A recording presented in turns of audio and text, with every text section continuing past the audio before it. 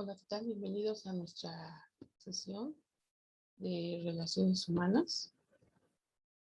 En esta ocasión, pues vamos a comenzar con el tema de relaciones interpersonales.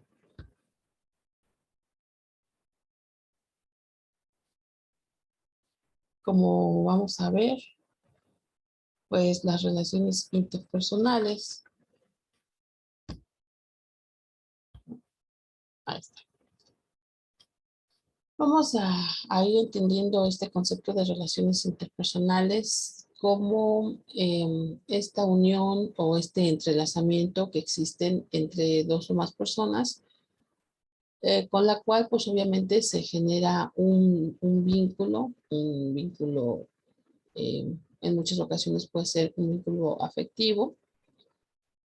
Toda relación humana forzosamente, como nos dice aquí en la pantalla, en la imagen, se basa en emociones, en sentimientos. Ahorita vamos a ir hablando acerca precisamente de las emociones.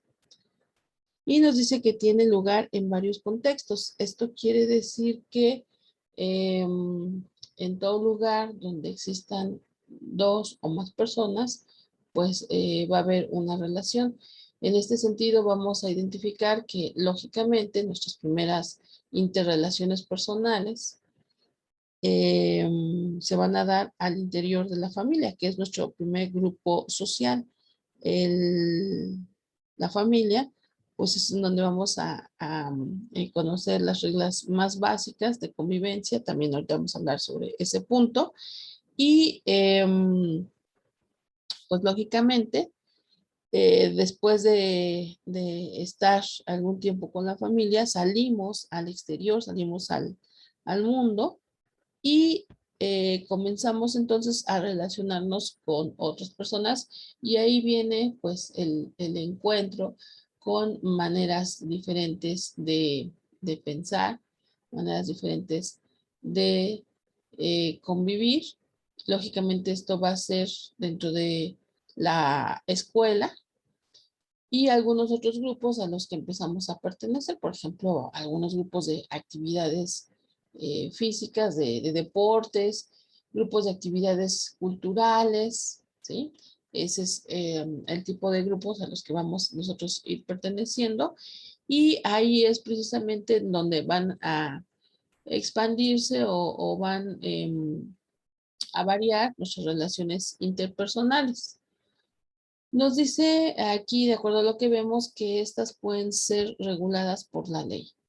Sí, efectivamente, ya en alguna otra sesión habíamos dicho que nosotros, los seres humanos, somos seres gregarios, es decir, seres gregarios hace referencia a que somos seres que necesitamos vivir en grupo, ¿no?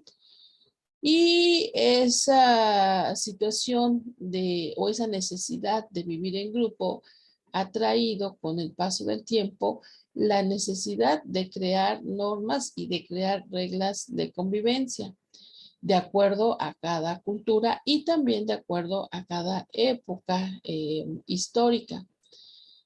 Sin embargo, bueno, bueno, aunque todas estas reglas, aunque todas estas costumbres, estas normas, estas leyes varían, por supuesto, de comunidad a comunidad, lo que sí podemos resaltar aquí, que es común en todas, pues es esa necesidad de que existan esas reglas de convivencia, precisamente para normar las relaciones, y que cuando se rompe o cuando se rompan esas normas, esas reglas, pues haya una sanción. ¿Por qué? Porque finalmente necesitamos cumplir con ciertos lineamientos. De lo contrario, pues eso sería, pues como decimos comúnmente, un relajo. Es decir, habría falta de armonía, sería difícil que pudiéramos convivir todos.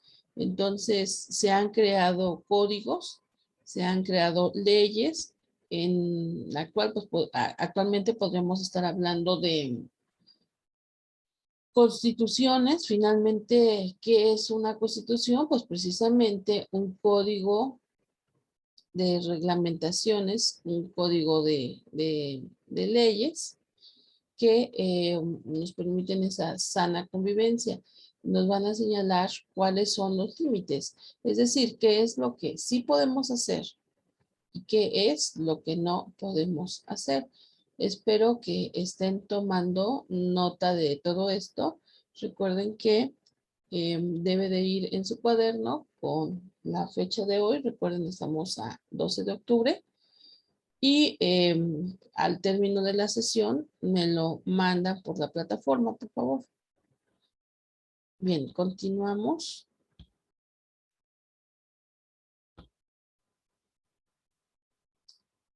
Ahora decía yo hace ratito, somos seres gregarios, somos seres que necesitamos vivir en grupo y pues obviamente esto nos va a marcar finalidades, intenciones, ¿no? Situaciones por las cuales debe de darse esas relaciones humanas. Bueno, de acuerdo a lo que vemos aquí en la imagen, dice descubrimiento de opciones diferentes para desarrollarnos. Yo les decía, durante nuestros primeros años, cuando estamos viviendo al interior de nuestra familia, pues lógicamente esta, es decir, la familia, se convierte en nuestra guía, se convierte nuestra muestra con respecto a cómo comportarnos, a qué es lo que debemos hacer, etcétera. Sin embargo, una vez que salimos de la familia, pues vamos a ver que existen otras formas de relacionarnos, otras formas de vincularnos. Si bien en nuestra familia había reglas, o bueno, hay reglas, hay situaciones muy particulares, cuando nosotros empezamos a convivir con otras personas, nos damos cuenta que puede haber eh, variantes o situaciones diferentes dentro de las otras familias y que también no nos vamos a comportar de la misma manera en nuestra familia que en los demás grupos sociales. Es decir, debe de haber una adaptación de esos comportamientos y del respeto de esas reglas o normas sociales. Y empezamos a identificar que hay puntos de vista distintos acerca de diferentes temas. Por ejemplo, yo pude haber nacido en una familia tal vez muy conservadora, tal vez muy apegada a cierta religión, y cuando salgo cuando salgo de la familia, pues me doy cuenta que hay personas que profesan otras religiones, ¿no?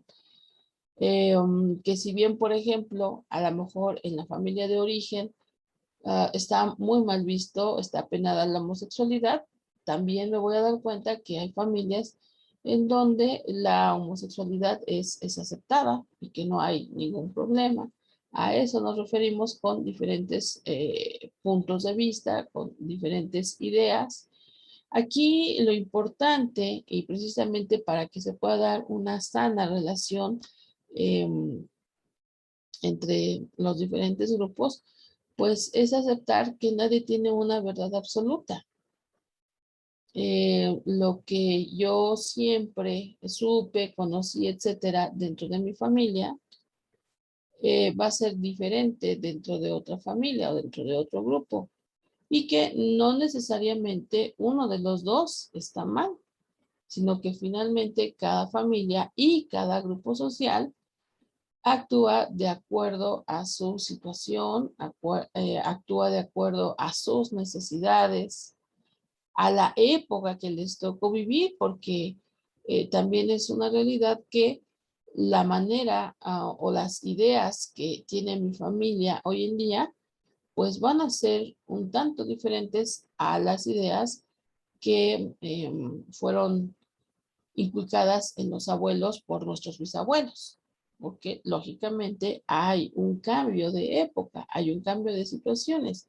Y entonces probablemente lo que se valoraba en los años de juventud o de niñez de los abuelos, pues es diferente a lo que se valora el día de hoy. Y repito, en muchas ocasiones no necesariamente uno es mejor que el otro. O sea, simplemente son adaptaciones a las situaciones reales que se están viviendo en un momento preciso, en un momento determinado, ¿no?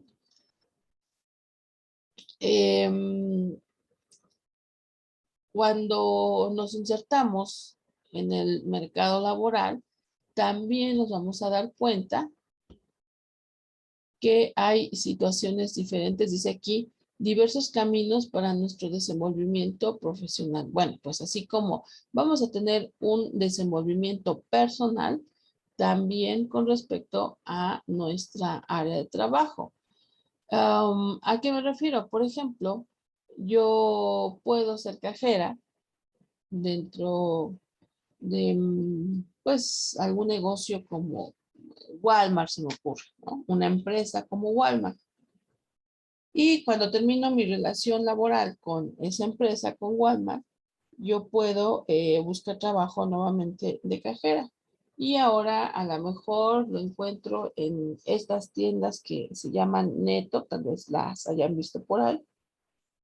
Y en esas tiendas Neto, la forma de trabajar, las reglamentaciones, los protocolos van a ser diferentes. Aunque el puesto sigue siendo el mismo, la manera de trabajar es diferente. Esto, por supuesto, nos va a traer como consecuencia ir acumulando experiencia laboral. Y conforme nosotros vamos acumulando experiencia laboral, también nuestra manera de entender lo que es esto, el desarrollo profesional, pues va a ser diferente. Entonces, seguramente nosotros buscaremos cosas diferentes. Dentro de las interacciones humanas, bueno, ya hablamos de la familia, ya vimos de las cuestiones laborales, por supuesto también las relaciones de pareja, ¿no? Relaciones amorosas. Aquí, en un momento determinado, pues obviamente nosotros vamos a buscar formar nuestra propia familia, ¿no? Y a querer o no, el, el esquema, el ejemplo que nosotros tenemos de lo que es una relación de familia, lo que es una relación de pareja, pues lo vamos a hacer o lo vamos a tener a partir de lo primero que nosotros vimos, que son las relaciones al interior de nuestra familia. Entonces, puede ser que nosotros busquemos una relación semejante a la relación de pareja que tenían nuestros papás, o puede ser que busquemos completamente lo opuesto, una relación de pareja que no sea como la de nuestros padres, ¿no? Que sea un tanto diferente. Bien, nosotros vamos creciendo de acuerdo a varias circunstancias y nos dice aquí, confrontamos lo que no hemos resuelto.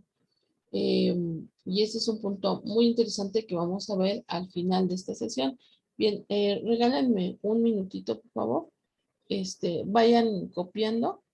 Ahorita regreso.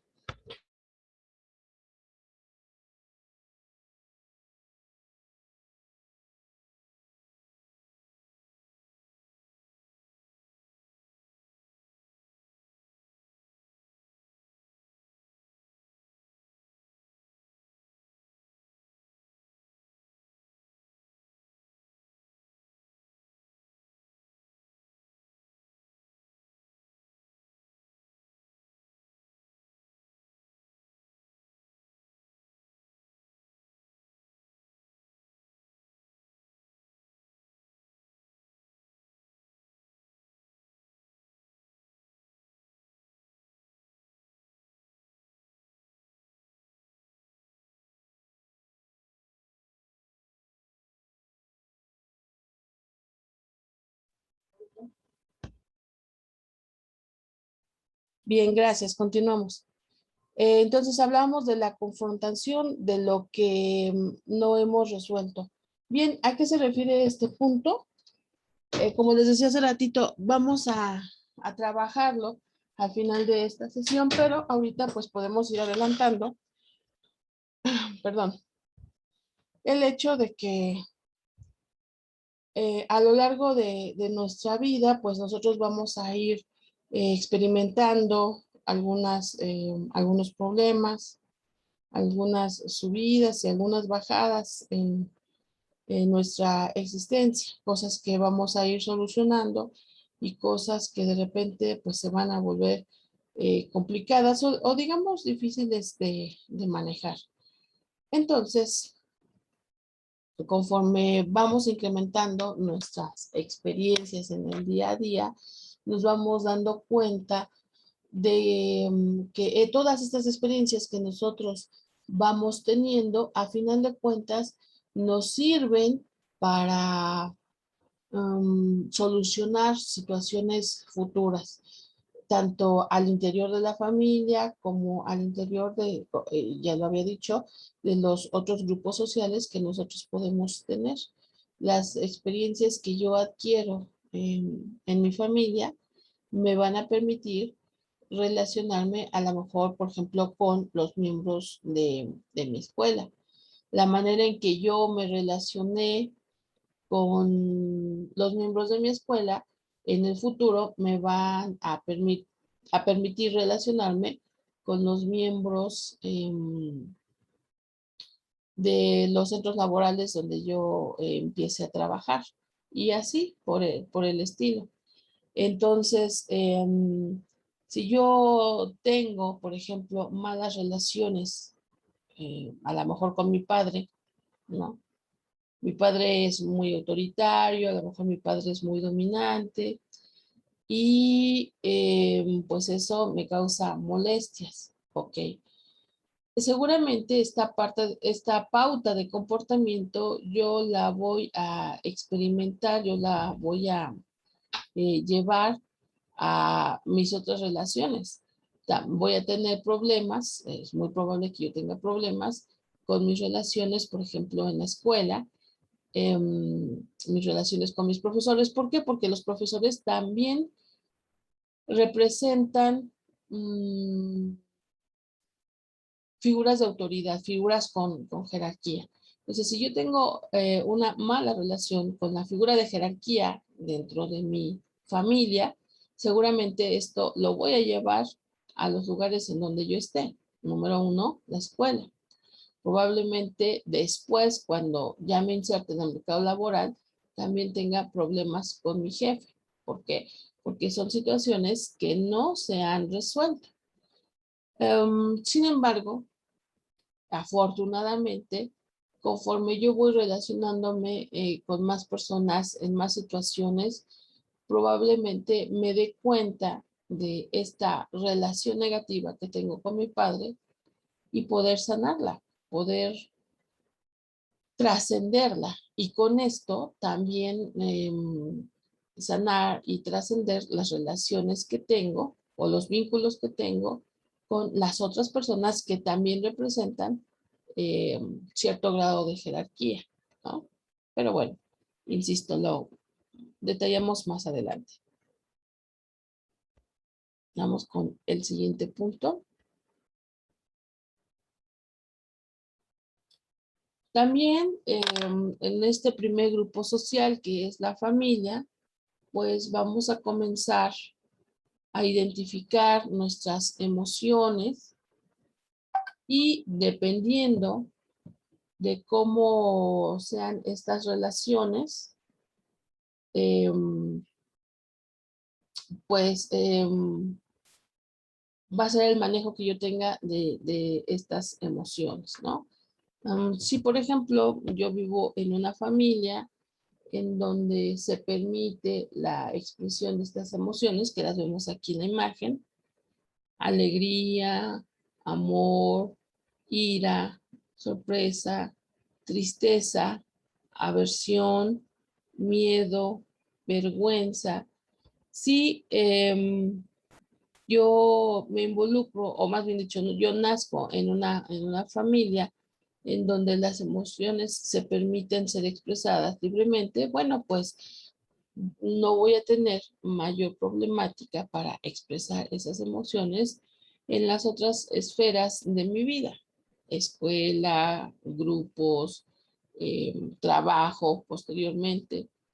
Al contrario, si dentro de mi familia yo aprendo a reprimir mis emociones, entonces seguramente las relaciones que yo voy a tener con las otras personas fuera de mi grupo social, pues también van a ser pues limitadas, ¿no? Limitadas. Entonces hay que ir buscando un equilibrio precisamente entre pues la forma en que yo voy viviendo mis emociones, ¿no? Nos dice aquí, empieza al permitirse ser muy sincera consigo misma y revisar desde lo más profundo de tu esencia si eso que haces es armonioso con la vida que quieres vivir. Por eso dice aquí muy sincero, muy sincera, ¿no?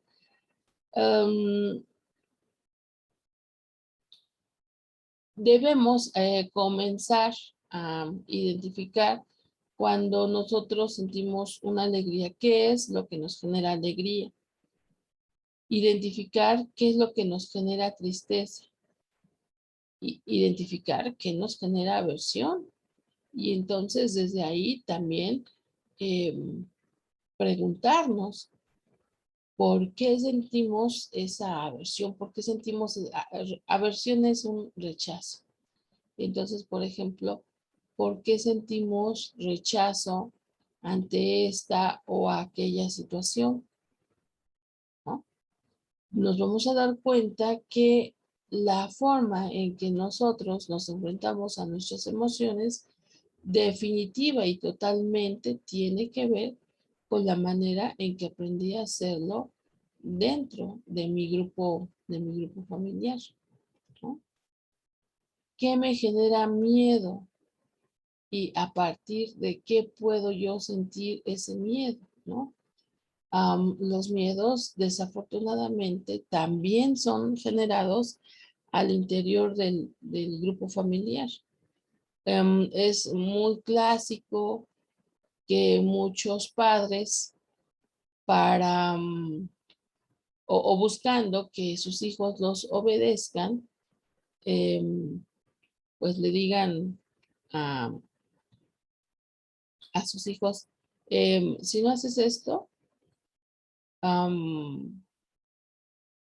pues no sé, va a venir el señor del costal, ¿no? Y te va a llevar. Cómete tu comida porque si no va a venir el señor del costal. Y bueno, entonces lo que trae como consecuencia es que nosotros empezamos a formar nuestro sentido de miedo. El miedo, bueno, como las demás emociones, tienden a ser innatas, ¿no? ¿Qué quiere decir innatas? Que nacimos con ellas. Nosotros desde que nacemos somos capaces de experimentar alegría, amor, enojo, sorpresa, miedo. Algunas de estas, sin embargo, los padres nos pueden, a través de sus acciones, pues incrementar cualquiera de estas emociones. Yo les decía, por ejemplo, el miedo es una emoción natural que nos ayuda instintivamente a permanecer vivos. O sea, imagínense si a mí no me diera miedo saltar desde el segundo piso. Por supuesto que ahí estaría mi vida en peligro. Entonces yo puedo sentir ese miedo innato. ¿Por qué? Porque es parte de mi instinto de supervivencia. Sin embargo, también es una realidad que con el paso del tiempo, nuestros progenitores pueden aumentar, exacerbar ese miedo que yo tengo, empezar a tenerle miedo a cosas a veces inexistentes, como les decía, en el caso del señor del costal, ¿no? Cómete tu sopa porque si no va a venir el señor del costal. Entonces, ahí yo ya estoy comenzando a tener miedo por cosas que no son reales, por cosas que son ficticias y que a lo mejor solamente están en mi imaginación. Cuando yo crezco, probablemente entienda que no exista un señor del costal, pero el miedo ya está insertado, ya está implantado de una u otra manera. Y es muy probable que yo empiece a sentir miedo hacia cosas que no son reales. ¿Por qué? Porque digamos que ese miedo que yo tenía de pequeña hacia el señor del costal ha pasado de lugar a otra cosa que a lo mejor vaya más acorde con mi vida de adulto. Ujú. Muchas veces experimentamos temores o inseguridades y no sabemos cómo ni por qué sentimos ese miedo y ese temor. Bueno, pues sucede que ha habido lo que se conoce en psicología como desplazamiento.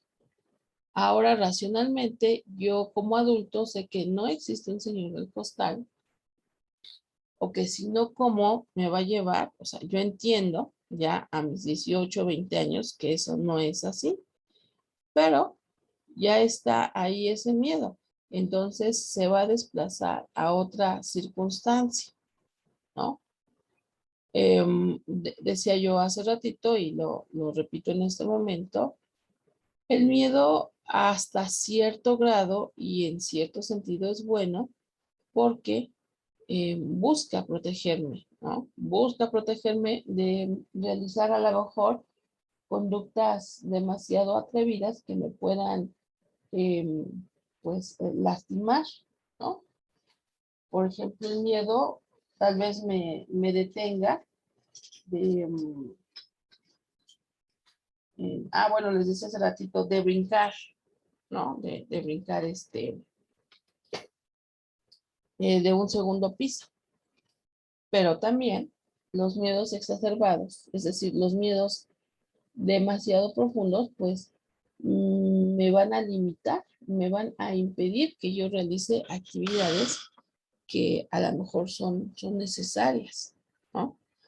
Eh, ya para ir cerrando entonces este pequeño subtema, el manejo de las emociones inicia también entonces al interior de nuestra familia, ¿no?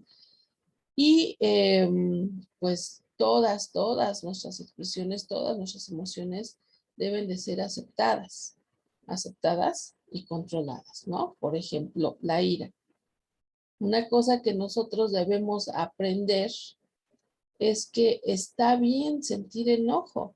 También en muchas familias no se permite la expresión del enojo, ¿no? Cuando nos dicen, bueno, ya no te enojes. em, Nosotros debemos de aprender a gestionar todas nuestras emociones. Y estar molesto es una emoción que también es positiva. Lo que sucede es que en muchas ocasiones nos sentimos enojados y agredimos a los demás. Eso es lo que no es correcto. Fíjense bien, está bien sentirnos enojados. Está bien no estar de acuerdo con alguna situación. Lo que no está bien es agredir física o verbalmente a otra persona, porque en muchas ocasiones eso es lo que sucede. Cuando tenemos esta reacción ante esta emoción de enojo, buscamos desquitarnos con las personas, tanto con las que nos generaron esa molestia, ese enojo, como en muchas ocasiones con otras personas que no tienen nada que ver con esa situación, pero que están presentes ahí.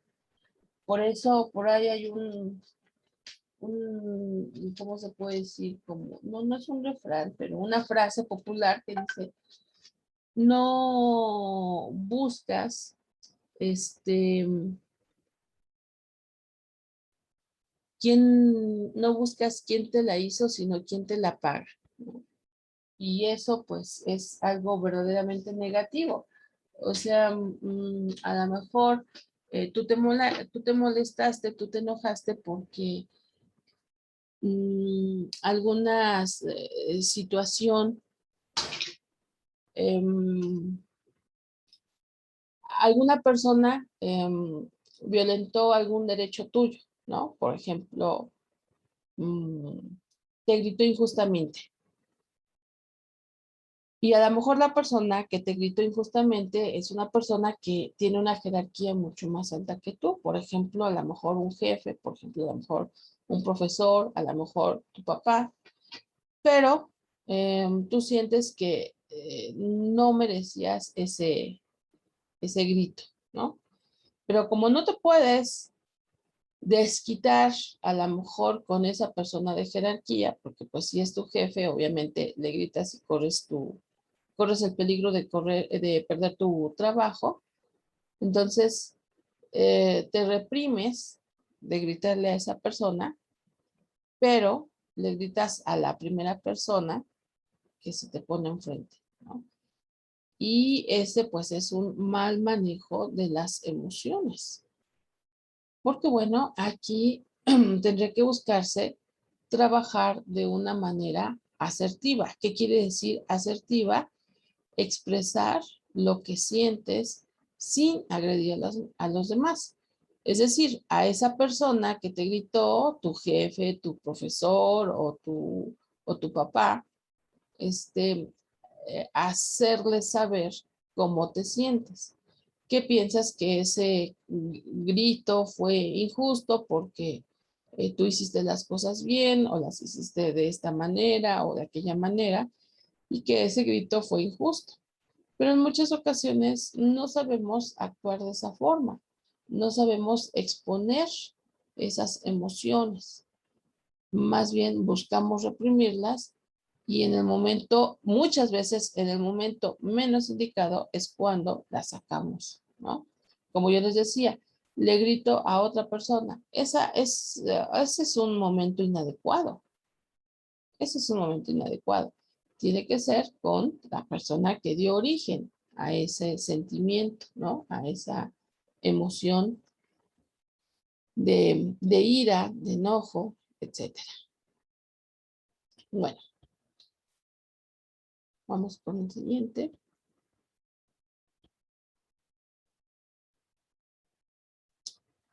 Tenemos el derecho a la intimidad.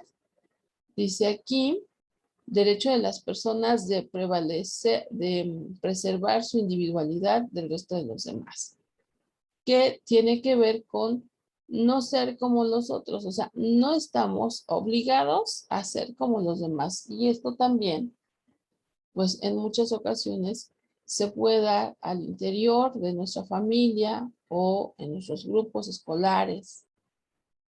El caso, por ejemplo, del papá que constantemente está comparando a un hijo con otro hijo, a un hijo con otra hija o a un hijo con una hija o al revés, ¿no? ¿Por qué no eres como tu hermana? O deberías de ser como tu hermana. O a veces las comparaciones son con el mismo padre, ¿no? Yo a tu edad ya había hecho esto y esto y esto. Entonces, esas comparaciones, pues son comparaciones negativas porque las personas pueden sentirse humilladas en su valía humana. Como vemos aquí, nosotros tenemos un derecho a ser diferentes a los demás. Es decir, que no nos instiguen a parecernos a esta o aquella persona, ¿no? Muchas veces cuando, por ejemplo, asistimos a la misma escuela que nuestros hermanos mayores y coincidimos con profesores, pues ahí ya también en muchas ocasiones los profesores nos están comparando con los hermanos, sea que el hermano se haya comportado adecuada o inadecuadamente. Si se comportaron adecuadamente, pues es un error esperar que yo me comporte de la misma forma que mi hermano, que obtenga las mismas calificaciones, que tenga el mismo temperamento. Muchas veces también en la escuela nos van a decir, ay, pues tu hermano era mejor, ¿no? O tu hermano sacaba dieces o cosas así, ¿no? Tu hermano, tu hermano. Entonces, nosotros no tendríamos por qué ser como los hermanos, tanto si son buenos como si son malos, porque también en muchas ocasiones puede suceder que si mi hermano tuvo, por así decir, un mal historial, ¿no? Si mi hermano era un relajo, no entraba a clases, era busca pleitos, etcétera, pues tal vez yo, porque soy su hermano o su hermana, pues piense en los profesores que también va a suceder lo mismo. Y pues no, tenemos derecho a que se nos trate de una manera diferente, porque nosotros somos seres individuales. Dice aquí, es la posibilidad de reservarse las vivencias de cada uno sin el deber de eh, hacerlo de conocimiento público. Este es otro concepto de intimidad, es decir, tiene que ver mucho con otra palabra que es discreción. Yo tengo derecho a que mi vida, mis acciones, mis actividades, mis pensamientos, mis sueños, no sean del dominio público, que nada más sean míos, que solamente yo los conozca si es que así lo quiero. Por eso dice que las vivencias de cada uno se conserven al interior, ¿no? No sean de conocimiento público. Y aquí, bueno, a ver, vamos con este último punto y ahorita les comento. Implica que la persona tenga contacto consigo misma, logrando así reconocerse o conocerse mejor, ¿no? Intimidad también tiene que ver entonces con tener contacto con nosotros mismos y saber identificar quiénes somos, qué queremos, etcétera, ¿no? Bueno, como se dan cuenta, aquí viene esta idea, ahorita me viene a la mente algo que se conoce como ley Olimpia, que es un concepto relativamente nuevo, ya que la ley Olimpia, como su nombre lo indica, es una ley que se ha establecido en nuestro país. Si no mal recuerdo, tiene como un año y medio aproximadamente, o tal vez dos, que se aceptó.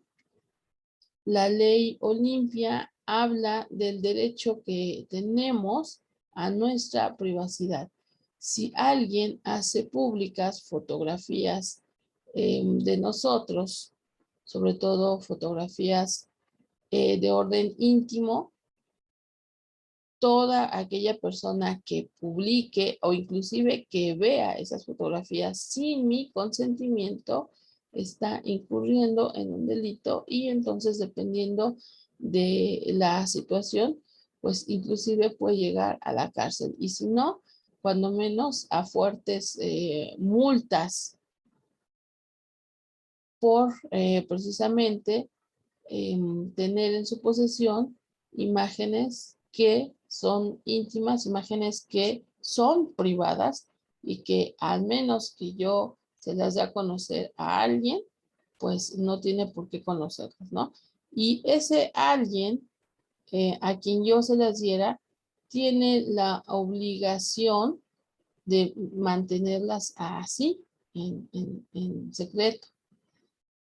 Si las hace públicas, entonces está cayendo en un delito. Al menos eso es lo que estipula esta ley Olimpia, ¿no? Que también al ratito vamos a hablar sobre una actividad que vamos a hacer sobre eso de la ley Olimpia. Bueno, ok.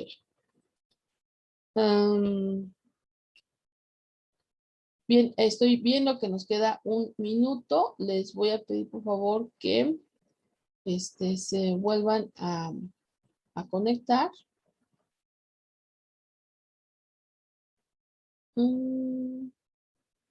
Para continuar con